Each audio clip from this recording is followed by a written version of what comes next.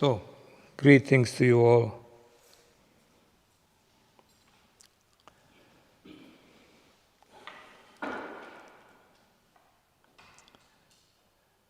In the present day, or days, meditation is a big word. And since I'm dealing with meditation, I will speak of it in a broad manner, might be to a liking or a dislike for some people. One thing that I'm lecturing on about is meditation according to the Hatha Yogic principles. I'll come back to this later. What is sad to see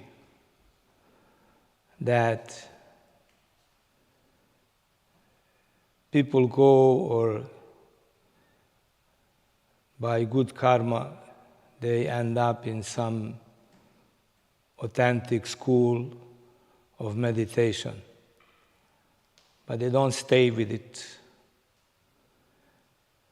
Meditation is one, just like a mountain peak, but it has many pathways to that peak.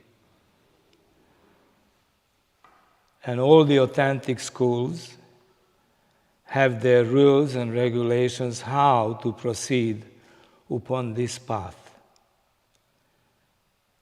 And if it is not followed accordingly to the guidelines, one will not arrive. I know this very well because people come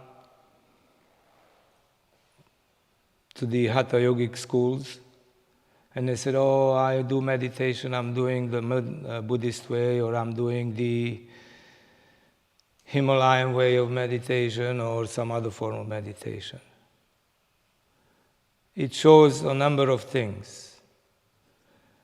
It shows disrespect in a person towards the school that they got involved with and the guide. It shows their impatience and their egotistical mannerism. They go shopping. And of course, they will end up confused and lost. And this is why I said I'm teaching the Hatha Yogic way, which is an arrival to meditation. Now, Hatha Yoga comes from Goraknath and his guru Sundernath. It is the oldest Hatha Yogic lineage, and it has its rules and regulations to be followed. And if they are not followed in a correct manner, advised by the guide, things can go in the wrong direction, and instead of having a decent journey upon this pathway of discovery of oneself, one falls not only into confusion, but sometimes gains some form of illness or another. And it is just not worth going down that road.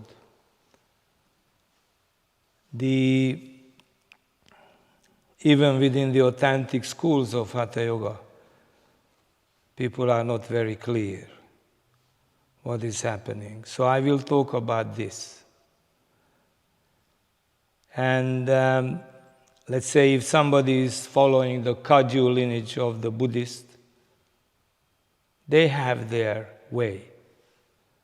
So if one is moving in from another format of meditation, it will just confuse the person because definitely the approach is different.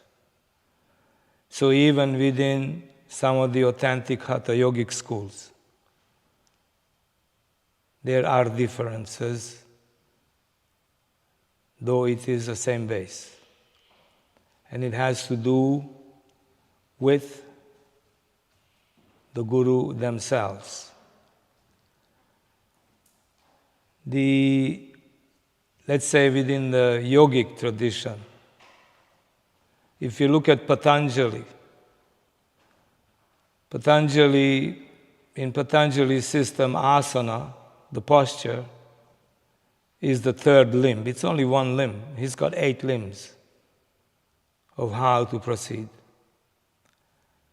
In Hatha Yoga, the foremost limb of the entire school is asana. Why? Because it is an active situation, and through this activity, one proceeds, and everything is developed from asana. From asana is developed mudra, from mudra definitely happens pranayama, sense withdrawal, and all these different layers of activities.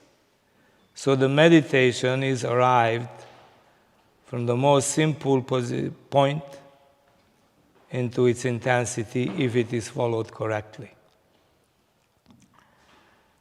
Since I'm speaking of asana, there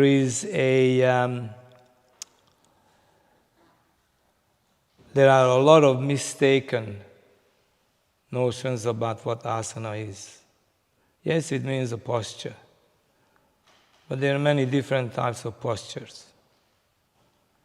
And they even point this out in a text when they say there are 8,400,000 possible shapes.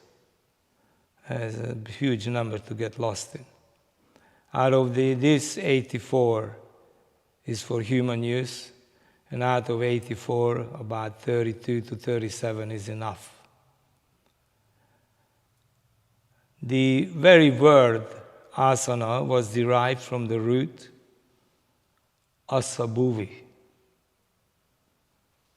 The meaning of this word, it's a root, so asana was constructed out of it. It means to be, to stay, to exist. Basically, it hints upon, it signifies being and not becoming. And this is where people are not clear. Goraknath, the guru of the Goraknathi lineage to which I belong, he said that very quickly. What is inside this body, that's it. And one has to learn to be with it. And the entire activity of the yoga is to remove the veil that covers this being inside the body, which is not an easy situation at all. Doesn't matter which school you go to.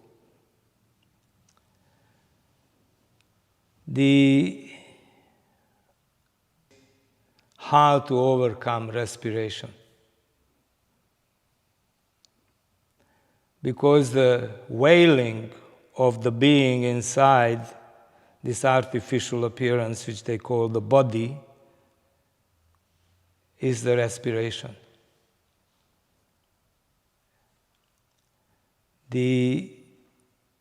Until one inhales and exhales in any of the practices, one is just doing a physical activity, no different to what you do when you go for gymnastics or any other type of activity. You are breathing, inhaling and exhaling. And until this is overcome, one is not doing yoga, they are doing a form of exercise. And of course, a beginner has to begin somewhere. So in Hatha Yoga, the dynamic activity of the asanas, everybody gets caught up with the breath. So the so-called Ujjayi breathing. But they never really questioned what is behind that term, Ujjayi. So everybody focuses on inhale, exhale, deep breathing, and pumping away with the postures, which is all fine. At least the beginning of discipline has started by doing the different postures, let's say, depending on a school, how many are in a sequential order for the individual to practice with. And they work through it day in, day out. So at least the discipline is there, but all the other things that they speak about in the text or comes to us from the guides, the purification of the internal channels, the nadis, because the nadi means sound conductor, including wind as well. They are not touched. Why? Because you're just doing a form of exercise, strengthening the body parts, preparing the body parts to allow a certain activity to come to life after some time, after at least the physical structure has been mastered. But by no means that you have purified your channels inside. Because this body expires after a certain time. So they all refer to it as an artificial appearance, an extension of something that is real and does not expire, but it's behind the scene. And unless one is well prepared for the journey, one just gets stuck with some glorified physical activity that doesn't really lead anywhere. But the construction of these sequences in the authentic schools has different layers through the activity. But again, because the individuals have not bothered to prepare or have not been prepared for the journey and the required information how to proceed on a journey. There is a fantastic saying, an old saying, that gives a warning. And it goes something like this: only board and sit upon a couch of fortune with good reason under the light of wisdom. And nobody bothers with this. The information is there for the wisdom. Before one takes on a lifelong journey, one should know what are the requirements ahead along the journey and what are certain skills that are required to be present within the reach of the individual so they can adapt to the situation and not impose. And this is not easy. So the present-day practitioners of even in Hatha Yoga, huge percentage of them are ill-prepared. The text, they very clearly states that unless one is well-versed in the science of marma and the yogini nyasa vidhim, which has to do with sound and placement of sound on the different parts of this physical body by touch, is not going anywhere. The term marma means those junctions on the body where vital energies junction and can be killed. So it is used in martial arts. But it is used also for healing the physical body. The dynamic activity of the yoga asanas, the dynamic yoga asana practice, even though one is continuous breathing like the normal way, just a bit deeper, they activate these marma junctions, but only for the body. Doesn't go any further. But there are a few marmas, especially one like any house or any room with a door, one needs a key. And there is a key for this house as well, the body, where one is allowed to enter the door and enter the depth of the room or the house and explore it. But people don't know about this, and they also cannot observe what is taking place even with the physical activities of the dynamic asanas. And they've turned the Ujjayi breathing into some myth. And inhale, exhale, well, and they think that it is pranayama. Pranayama means the extension or the life of the life within, or prolonging the duration of the life from within of this body, so it can serve the purpose for the person inside. The term that they use is a Sanskrit term, Rechaka, Puraka, and Kumbhaka. Nowhere it says inhale or exhale. It does not mean that. Rechaka means release. And when they teach the physical pranayamas of inhalation, exhalation, and left nostril, right nostril, alternating the nostrils or this way or that way, every of one of these physical pranayamas are started with the Rechaka, release. Release what? And Puraka does not mean inhale, it means filling. Filling what? And then when it's filled, the Kumbhaka means to retain. Very different words. To inhale, to exhale, inhale, and then hold. You can't hold something against its nature. The nature of wind is motion. That means the moment you try to hold the wind against its nature, you are aggression. You hurting the situation of the body. And nobody reflects upon these simple terms. What is to be released? The term Ujjayi, stands for intensity or rise. But before something rises, it has to sink.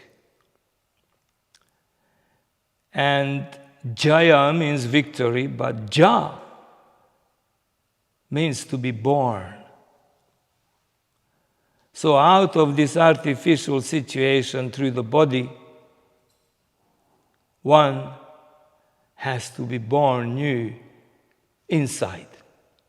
Why? Because that life wind that they call the subtle body is tied down for the functions on the outside. Eyes, ears, nose, tongue. Then the organs of actions, they all governed by this thing they call prana. So when the term release is mentioned, Rechaka, it means to release the pranic force from the sense organs. So the light has to be withdrawn from the eyes, released from the eyes, sound from the ears, withdrawn, scent from the nostrils, taste from the tongue. And they call nerves. Nerves refer to the tip of the fingers and toes. Touch, feeling. All these, they have to be withdrawn and reabsorbed into a central position. This is what means feeling. That means withdrawing all of the parts of this pranic intelligence and storing it and absorbing it in a central position for where it's supposed to be. And it is retained there, happily resting. Now, this is not easy. So let's say the poor person who decides to go to yoga goes to school and they have good physical ability.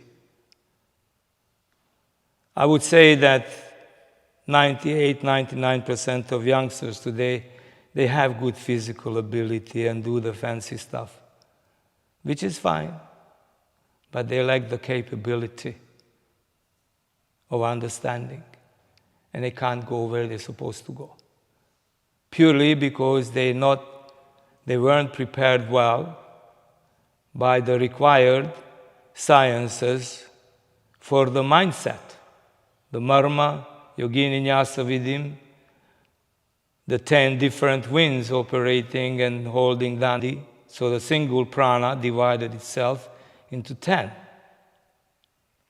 And it goes on, there are maps. I explained these, and I've given all the maps in my first book, Shadow Yoga.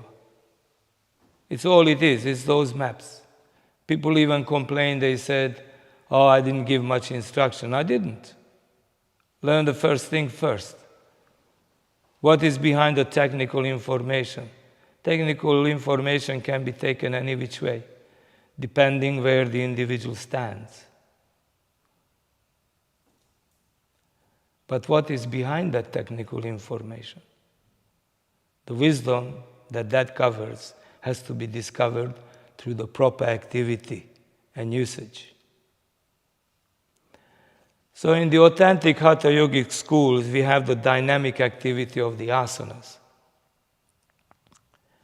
And then you arrive to a point where at the end of them, you are asked by the guru to do a certain back arch. The sadhus, the ascetics, they don't use the bridge, as they call it, but they use the cobra position because it doesn't allow too much play in the rib cage. So that means the glands can be manipulated, the adrenals, that are closely connected to a pituitary gland. And when these two are cut off from one another, difficulties rise in the body.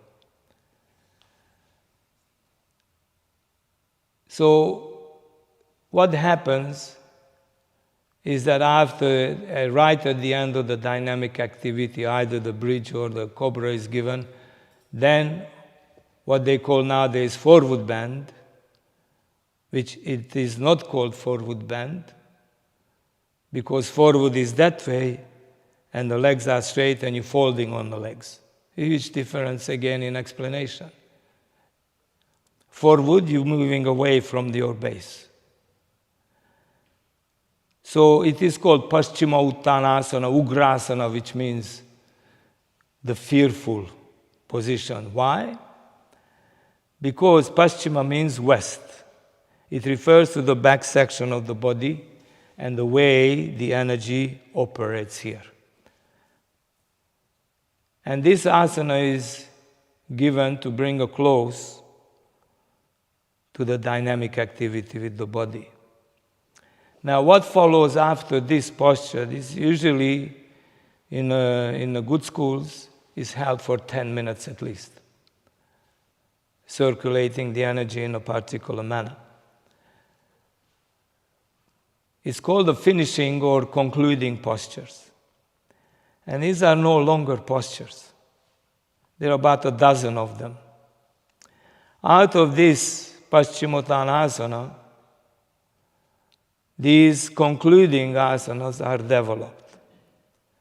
Now, if the people there are always a few who did research, are well prepared. They understand exactly what is taking place here. One is accessing the key marma, like the vital junction, the vital energy, the key to the entire 107 junctions in or around the surface of the body is here. And these few shapes or positions, they're not even called postures. The first lot is referred to as Viparit Karani Mudra. So it's a gesture of inverted doing. And the other one, the last one, is referred to as Kapalayasana or Kapalikarana, which means the stance of the community of the skull. There's a huge community inside the skull. And nobody really reflects upon it. They lie down, pump through the two postures I said, with the breathing, and they enter with the same type of breathing into these concluding, finishing postures. These finishing postures are so from something over there, physical, and the body is prepared to be responsive and sensitive, are now being taken somewhere else, and all that stuff is left behind. Doesn't work here. But if one is not aware of the marmas, then one falls short. So the marmas that I'm speaking of are called Shringataka. Remember the meaning of it, I will explain the meaning of it. Shringataka means the height of the arc or a segment of a circle. So one suggestion is a straight line, and the other one, because it's a segment of a circle, a coil. And this word is only used in 3 sciences outside the yogic activity, and it is used in astronomy, astrology, and as they call spiritual geometrics. We'll come back to this one later. When one moves into the first finishing asana from doing the so-called present-day forward bend, one line supine, and goes into a situation called halasan, the plow. But what does this plow do? Now the marmas that I speak of, this Shringataka has 6 junctions. The first junction is right front of the front edge of the fontanelle and the middle of the forehead. This acts upon the community of the skull, the brain, the ventricular system, all the glands situated in there, everything. The next 2 acts upon the inner corners of the eyes, which controls the entire cavity of the mouth, the lower and the upper cavity. The third one, the third set of 2s, which is the 6, 5, and 6, are here. These are revival points, act upon the adrenals, and they also act upon the throat and the entire inner central channel going down. So when one enters this halasana, if they have prepared well and pay attention, all of a sudden they begin the experience of sometimes fear. All of a sudden the physical breathing begins to cut out. But something else happens in the upper and lower cavities of the mouth below and above the heart palate. As a reversal of energy begins to move. And if one is not prepared and it doesn't understand, they continue pumping the breathing instead of just allowing this to take place. Why? Because the Shringataka controls all the five senses. This is the key to enter the body. It controls the eyes, the ears, the nose, the tongue, and the touch. So it is this set of junctions, vital junctions, that brings the entry into this house called body. And it withdraws all the energy from all the other junctions, from the extremities of the body. Even the organs begin to slow down. Even the heartbeat changes. Security is slowly gained.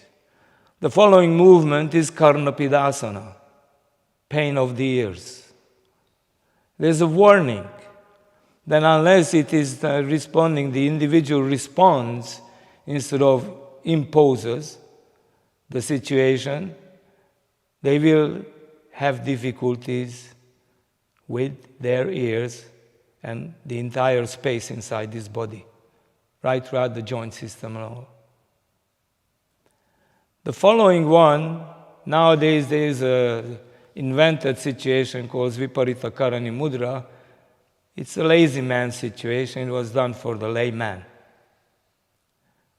The only variation of the so-called shoulder stand or Sarvangasana, all limbs as one, is Niralamba, unsupported, where the body is raised, the legs are raised, and the arms are vertically raised onto the body, and the palms are facing the middle of the thighs. This one completes the action of this mouth cavity and all the other parts. So the breathing is stabilized, the external breathing is cut out, and one begins to feel a motion of something that one has not touched before. But this has to be approached step by step, not straight away everything. As you discover one thing and then the next, and slowly. One thing takes you to the other. These positions are not held long. Normal 5-6 breaths. But the breaths are on the inside, not from the outside. The conclusion is, coming out of this situation, is where one enters the lotus position and brings, it's called the upward lotus, where the knees are resting in the palms. The arms are straight. This, whether one likes it or not, automatically engages the three ties, or bandhas. They're not locking system, they're ties. You're tying energy lines together as a single line of flow. It happens here. Then the absorption of this energy is called Pindasana. Then there has to be a counter. So one enters a thing called Matsya, where one is on the top of the head and the body's eyes still in the lotus. Then Uttanapada and then a roll over, and the next pose follows. So you have so far dealt only with 4 of these key. The head of the key is still missing. So what follows is what they call a headstand. It was never really referred to as, it's a later development. It is called Kapalyasana or Kapali Mudra. As I said, the community of the skull, and it's large. So when one places the right place, so that means that marma has to be placed. A lot of people put the top of the head on it. There's a marma right on the top of the head, it gets flattened and people have all kinds of problems from it. So when it is placed on the right point, and the legs go up without having to use muscles at all. This is in a cultivated person whose mind is understanding the function. The legs go up. This position is held for 24 minutes, not 3 hours. It takes 24 minutes. It takes that long for the energy to circulate around the body. This is of the blood. 24 minutes, one circuit. At this point, when one enters this shape, the respiration completely stops. It blocks out, and this something else takes place on the inside. And one discovers what they call the inner breath, as close as I can come to this. One has to experience it. So when this is completed, then one exits the situation with a couple more gestures, mudras, and then one begins the cultivation of what they call pranayama and shakti chalani. So pranayama has nothing to do with external breathing. It has to do with drawing or filling with your own breath that has been divided to hold down functions. Thank you. No whiskey. And it is a very fulfilling experience. I can't explain it. You have to live it. And once you live that, you'll never forget it. Then the struggle starts, because the mind will move, and you have to ground it. And unfortunately, this is missed right at the end of the dynamic activity. It's called the lack of the presence of the intelligence of wisdom. That means there's no darshan, no reflection. There's no mirror. It is this inner body that has to be brought into life, and then the outside body will live from this wisdom that will come out of this. As you can see, you start mixing. Of course, even if from the hatha yogic situation, they get impatient, they go to do Buddhist meditation, they go to do some other type of meditation, and they come back like a dodo bird, like this. You can't shop. If your life has taken you to that place that opened something up inside you for you, then have the respect. If not for yourself, but at least for that lineage. Then there is very little. Because people lack self-respect and trust in their own undertaking.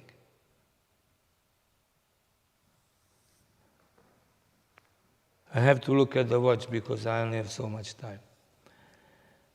This brings me to the asana again. So these finishing postures, if they understood and responded accordingly to, they will take you where you have to go. It's not easy. Yes, hard work with the dynamic activity.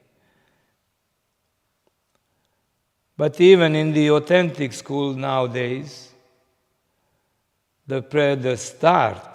There is an activity before the start of the dynamic postures. And it is bypassed, it's dropped.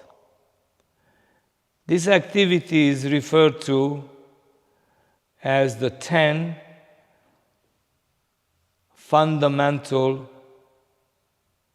roaming motions of the body. Why? Because the body has to respond to the inner energetics and give up those internal energies to be centralized and absorbed.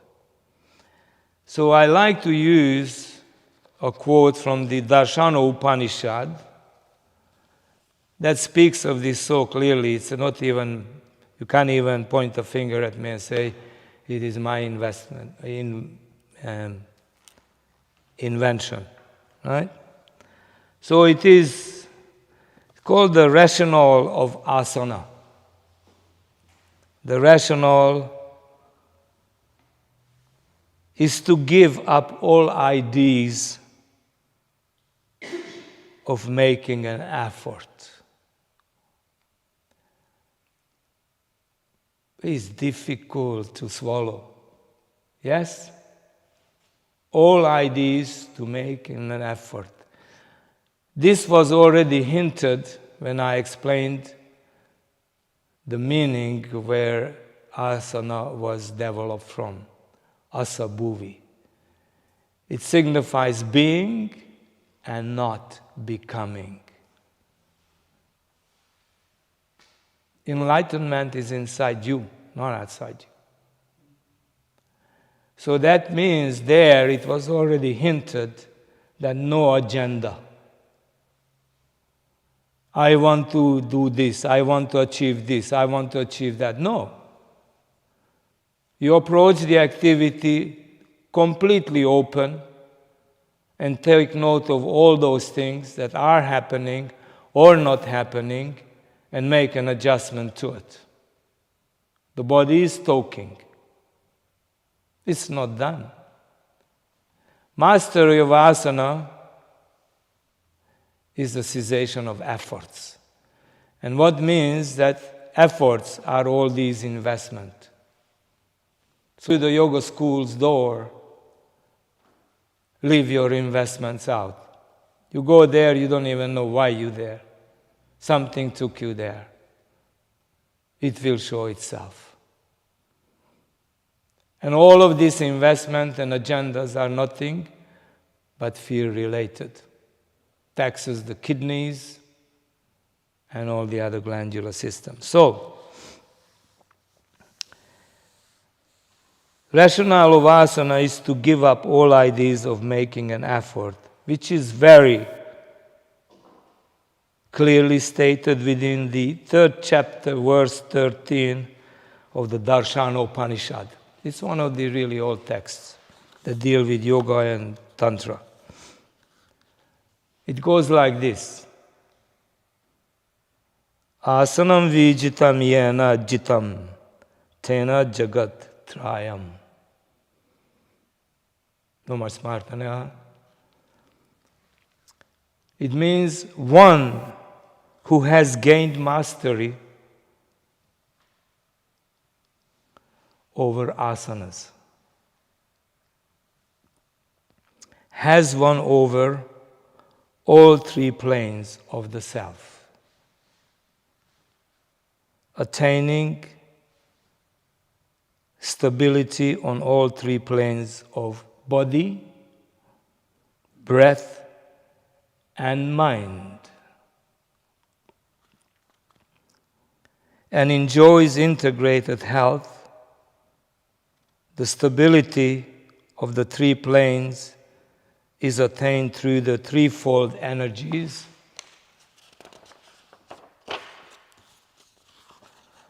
of the sonic sound called Kundalini, which are the straight line, the coil, and the sound. Remember the straight line and the coil? I mentioned earlier. So what does this straight line, coil, and sound refers to? The straight line refers to the earth and light. Why? Because the symbol of earth is the square. You look at the chakras and you get a little square at the Muladhara.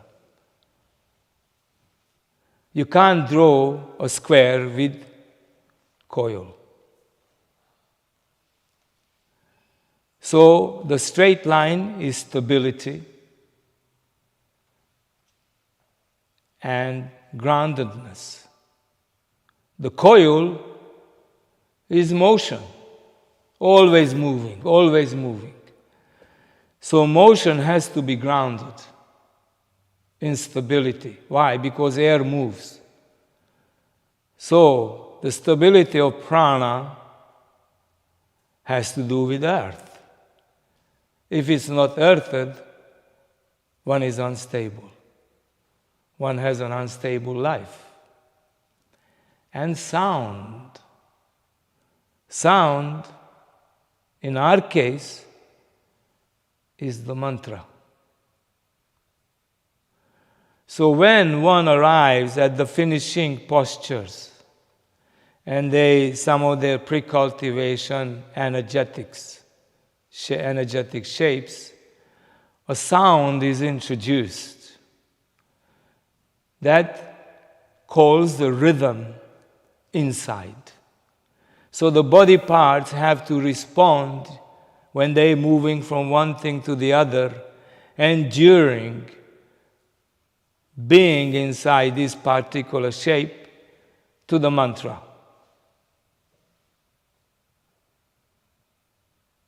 Then complete stability is gained. And this is why I termed the first layer of the meditation sheathing, the thunder and lightning. The lightning is the straight line.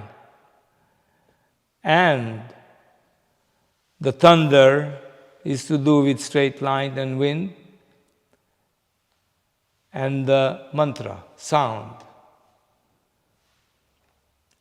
and the light. The second one is when this thunder and lightning is sheathed. And it's very interesting because the name that is given is Kaushika. It means exactly that. Kaushika is another name of Lord Indra, the Lord of thunder and rain and lightning. And out of the third one is, when the first two have been arrived at, is called flooding. The elixir that developed in the brain and in all the different glandular systems, the gross part of it floods into the body and gives it life. The essence is what the subtle body is built from.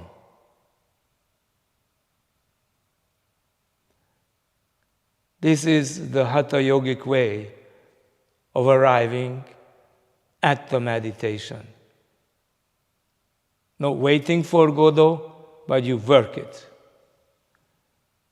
And if one has a respect, one sees through. Just to give you some idea, it came to me at the age of 6. I'm 76 this year. It stayed with me.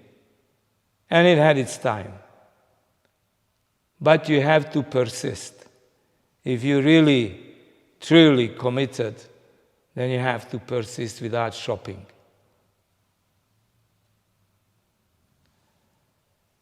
Now, so we have the understanding, the body, the breath, the mind. But then we have a problem, stability. We also have the energies that bring forth these stabilities. There are 5 means. The first 3 means is to get the prana to stability. That means where you extract all of the prana from the eyes, ears, nose, and the rest of the body into this central position. It's called the Kandasthana, where the wind called Saman Vayu, which is very white in appearance, transparent, is near the navel, slightly underneath. It is called Saman Vayu, the one that absorbs these other winds and energies. So the first three is for the prana. The stability of prana is dependent upon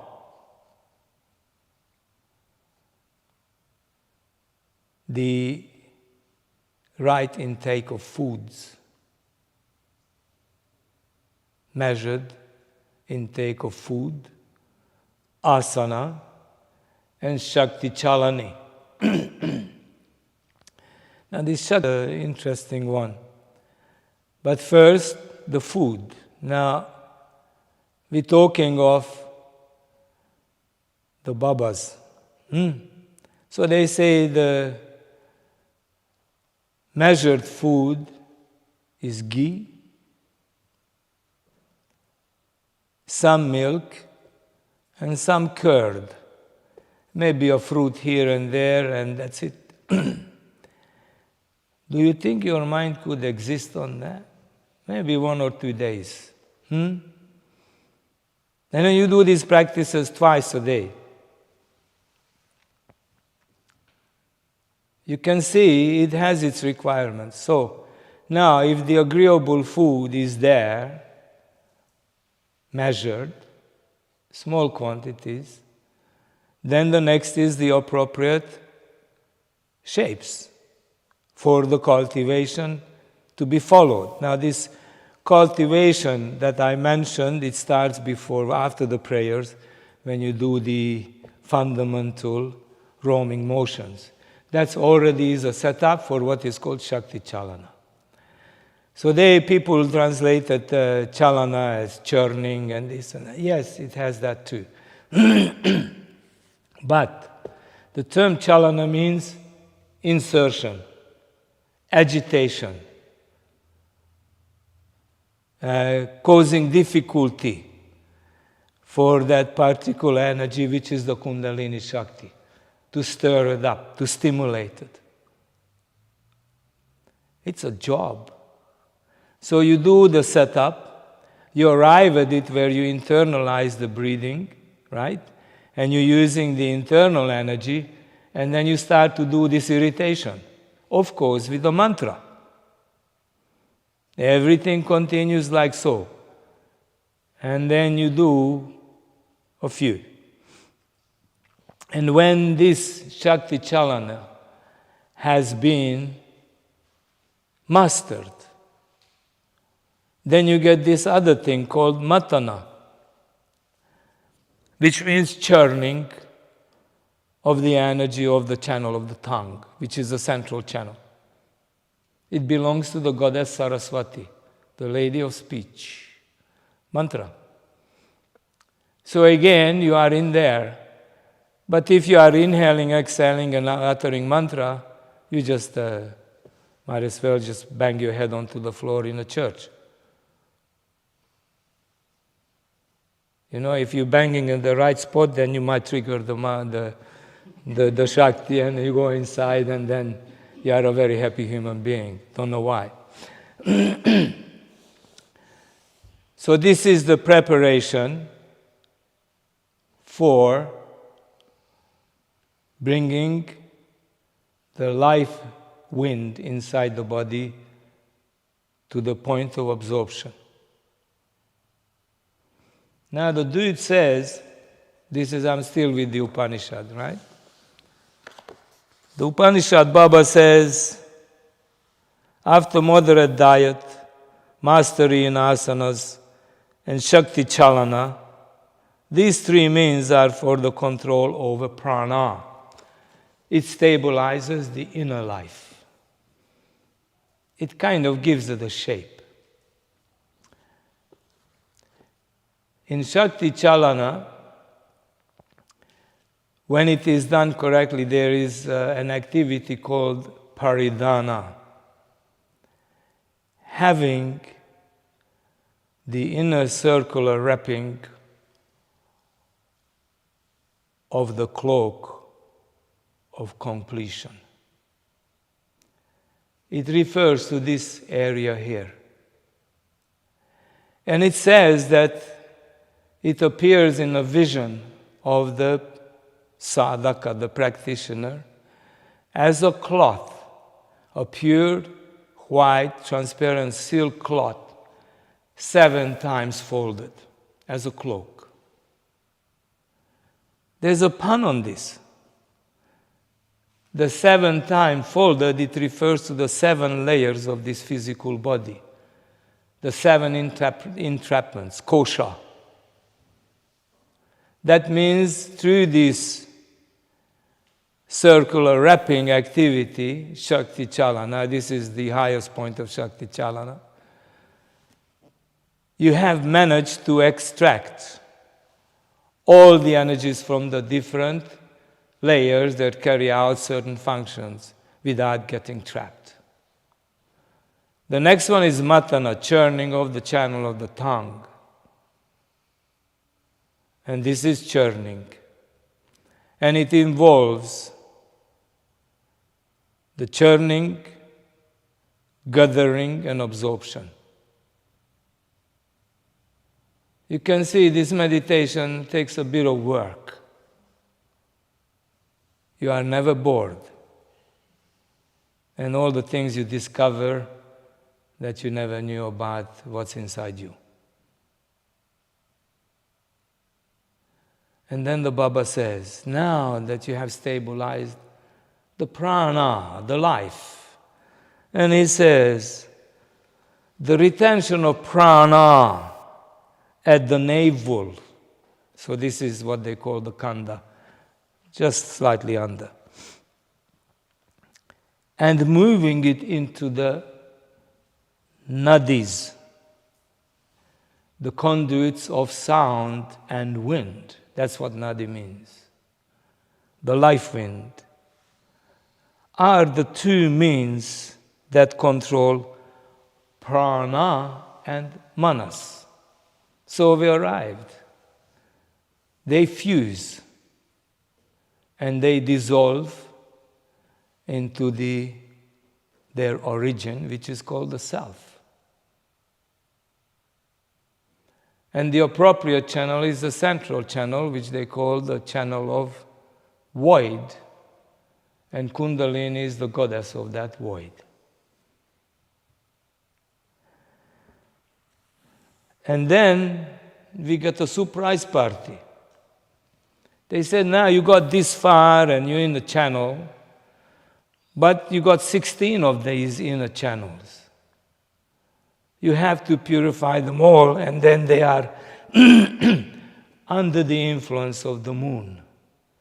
The moon has 16 digits during waxing and waning, and each one of these days have its own energy, and you have to be in tune with that.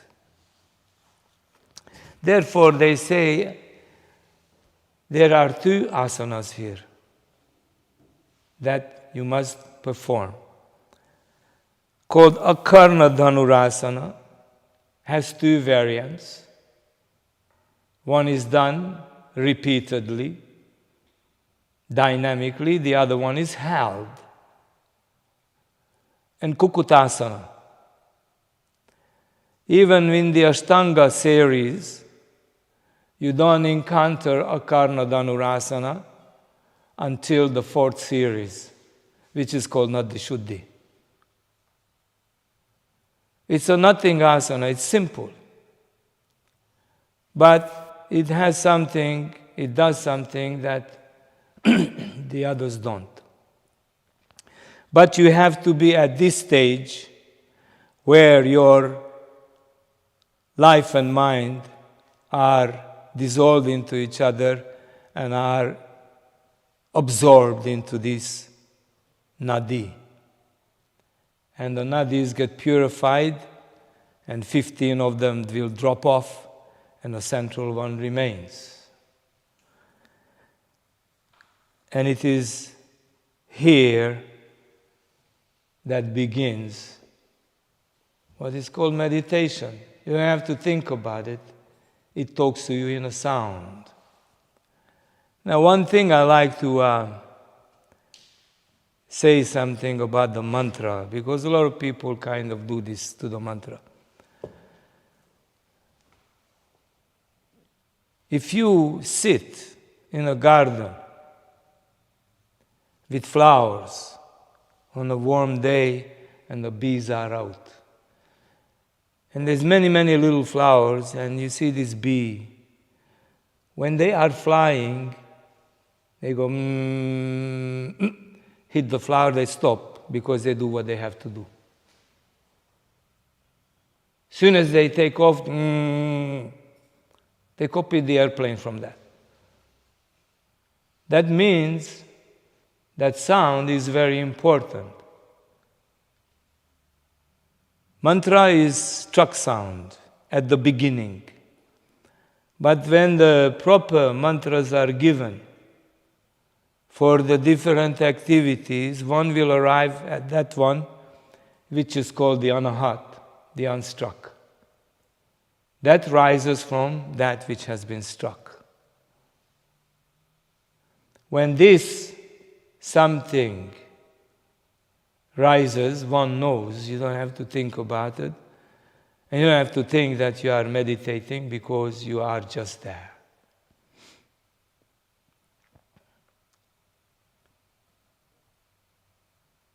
So this is the Hatha Yogic way of arriving at meditation. So don't go shopping. If your fortune has taken to some place, have the respect, at least for the subject, to stay with it. Staying with something, it will teach you and give you something you cannot buy. You go wandering, you're not a bee.